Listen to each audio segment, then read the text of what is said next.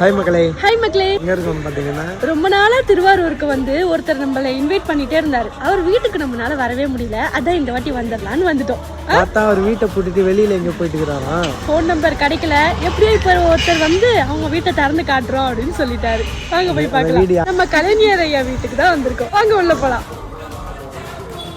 இதுதான் ஐயா வாழ்ந்த வீடாங்க. வீட்டுக்குள்ள வந்தோடனே பெரியார் ஐயாவுடைய போட்டோ, இந்த சைடு வந்து கலைஞர் ஐயாவுடைய அப்பா அம்மாவுடைய சிலையெல்லாம் வச்சிருக்காங்க. ஐயாவுடைய அம்மா வெத்தலை பார்க்க இருக்கிற மாதிரி நம்ம ஸ்டாச்சு வச்சிருக்காங்க. இதுதான் கலைஞர் ஐயாவுடைய பழைய வீடா.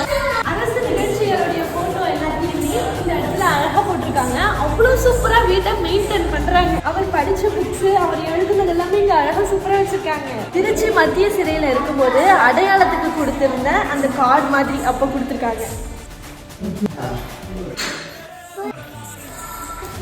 ஐயா கண்ணுக்கே படுற அளவுக்கு ஷேர் பண்ணி விட்டுருங்க.